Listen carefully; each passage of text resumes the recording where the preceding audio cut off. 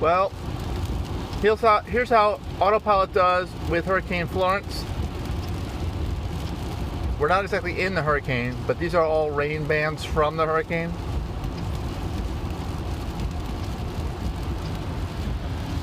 And we seem to be doing just fine. Might actually move over a little bit. Use the auto lane change. Check that out.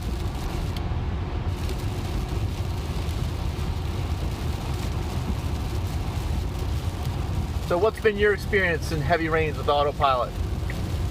Let me know in the comments.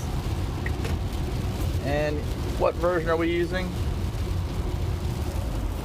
32.4, 2018.32.4 is what we've got right now.